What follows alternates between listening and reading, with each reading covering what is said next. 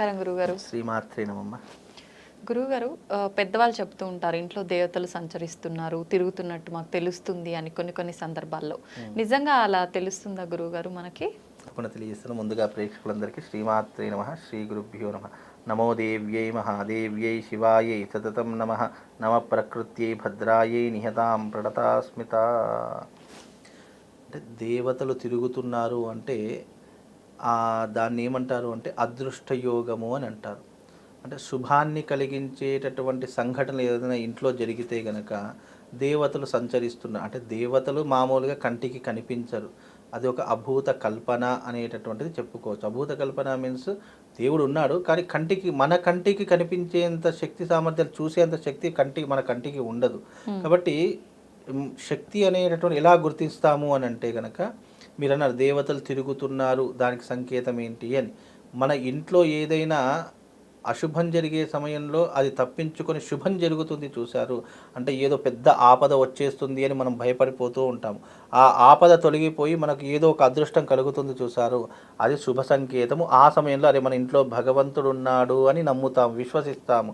దాన్నే దేవతలు తిరుగుతున్నారు అని అంటాము. అంటే మనం చేసుకున్న పూర్వజన్మ సుకృతము చేత ఆ ఇంట్లో అంటే పాజిటివ్ ఎనర్జీని మనము దేవతగా పిలుచుకుంటాము.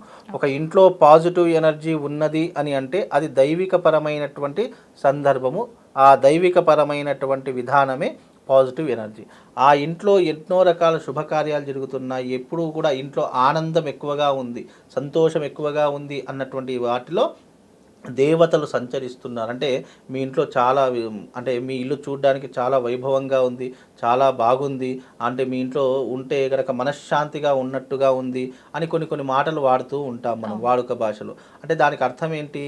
అరే ఈ ప్రదేశంలో అంటే ఆ ప్రదేశంలో వాళ్ళు ఇల్లు కట్టుకోకముందు కానీ లేదా ఆ ప్రదేశంలో ఉన్నటువంటి స్థల మహత్యం కానివ్వండి ఏమవుతుంది అంటే కొన్ని స్థలాలకు ఏమవుతుంది అంటే పాజిటివ్ ఎనర్జీ చాలా ఉంటుంది.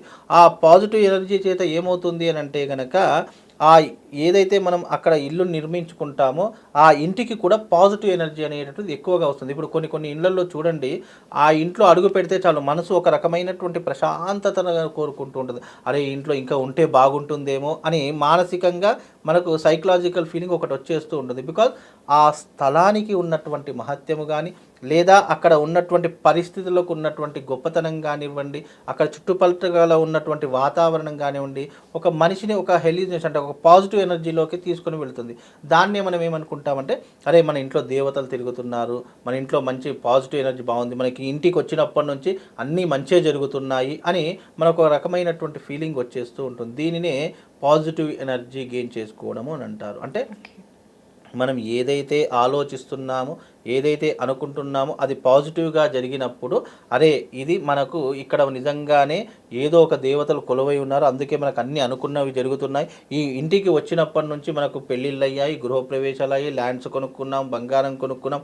ఈ ఇంటికి వచ్చినప్పటి నుంచి మాకు అన్ని అదృష్ట సంకేతాలే తప్ప చెడు సంకేతాలు జరగలేదు. కాబట్టి మన ఇంట్లో నిజంగా దేవతలు కొలువై ఉన్నారు అని మనం అనుకోవడంలో తప్పు లేదు. ఉన్నారు దేవతలు, ఇక్కడ కాదు, ప్రతి ఒక్క రాయిలోను, రప్పలోను, నీలోను, అంతటా దేవుడు ఉన్నాడు. ఇందుగలడు అందు లేడని సందేహము వలదు, ఎందెందు వెతికినా అందందు గలడు చక్రి సర్వాంతర్యామి అని చెప్పడం జరిగింది. అంటే దేవుడు ఉన్నాడు అని నిదర్శించము, ఇందులో ఉంటాడు అందులో ఉంటాడు, అంతటా ఉంటాడు. దేవుడు లేనటువంటి చోటు ఈ సృష్టిలో ఏది కూడా లేదమ్మా. అది మనం ఆలోచించే విధానంలో కానీ మనం అనుసరించేటటువంటి విధానంలో కానీ మనం నమ్మేటటువంటి విధానంలో ఉంటుందే తప్ప దేవుడు ప్రతి ఒక్క ఇంట్లో ఉంటాడు. దేవుడు లేనటువంటి చోటు సృష్టిలో ఏది లేదు.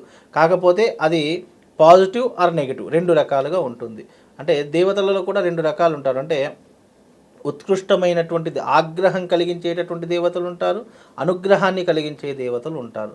అక్కడ మనం ఆలోచించే ఆగ్రహం కలిగినటువంటి దేవతలు అంటే అరే ఒక ఇంట్లోకి మనం అడుగు పెడితే ఆ ఇంట్లో ఎప్పుడు అశుభాలు జరుగుతున్నాయి, చీటికి మాటికి గొడవలు అవుతున్నాయి, లేదా చాలామంది అరే ఈ ఇంటికి వచ్చినప్పటి నుంచి గొడవలు అవుతున్నాయి, ఇబ్బందులు అవుతున్నాయి, అప్పులు విపరీతంగా పెరిగిపోతున్నాయి, ఖర్చులు అధికంగా అవుతున్నాయి, ఇలా ఎన్నో రకాలైనటువంటి అంటే అక్కడ చెడు సంకేతాలతో కూడుకున్నటువంటి ప్రదేశంగా అక్కడ గుర్తుపెట్టుకోవాలి. అంటే ఈ ప్రదేశము ఈ ఇల్లు కట్టకన ముందు ఇక్కడ ఏదైనా చెడు సంకేతాలు జరగడం కానీ లేదా ఏదైనా ఇబ్బందులు జరగడం కానీ ఏదైనా బలులు పెట్టడం కానీ ఇలాంటివి ఏమైనా జరిగాయేమో ఉన్నాయేమో అని సంకేతంగా చూసుకో. అంటే ఎప్పుడైనా కూడా చూడండి, స్థలముతోనే ఇల్లు పాజిటివ్ ఆర్ నెగిటివ్ అనేటటువంటిది ఏర్పడుతూ ఉంటుంది.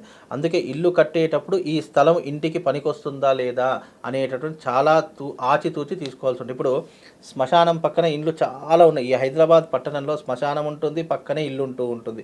అక్కడ ఎప్పుడు కూడా నెగిటివ్ ఎనర్జీ ఎక్కువగా ఉంటుంది. అంటే చెడు సంకేతాలు, కలలు పడడం కానీ, పీడకలలు పడడం కానీ, లేదా అనుకోకుండా ఏదైనా సంఘటనలు జరగడం కానీ, మనిషికి ఆరోగ్యం బాగుండకపోవడం, ఎప్పుడు కూడా హాస్పిటల్కే విపరీతంగా ఖర్చు పెట్టడం, ఇవన్నీ కూడా చెడు సంకేతాలకు ఎక్కువగా ఉన్నాయని అర్థం చేసుకోండి. పాజిటివ్ అండి, మన ఇంట్లో దేవతలు తిరుగుతున్నారు అనడానికి మనకు పాజిటివ్ అంటే ప్రతి ఒక్క సంఘటన మనకు శుభాన్ని కలిగించేటటువంటిది, ఆనందాన్ని కలిగించేటటువంటి సంఘటన ఏదైనా ఉందంటే అక్కడ నిజంగానే దేవతలు కొలువై ఉన్నారు అని అర్థం చేసుకోవాలి.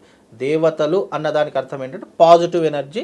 అలాగే మనం చేసే ప్రతి పనిలో విజయం చేకూరుతుంది అంటే అక్కడ నిజంగానే ఏదో ఒక శక్తి దాగుంది అని అర్థం చేసుకోవాలి. అది దేవతా శక్తి అనుకోవచ్చు, లేదా మన పెద్దవాళ్ళు మనకు ఇస్తున్నటువంటి అనుగ్రహమే అనుకోవచ్చు, లేదా మనం చేస్తున్నటువంటి పని ద్వారా మనకు పాజిటివ్ ఎనర్జీ వస్తుంది అని కూడా అనుకునేటటువంటి ఆధారాలు దాని ద్వారా కలుగుతాయమ్మా. ఓకే, ధన్యవాదాలు గురుగారు. శ్రీమాత్రే.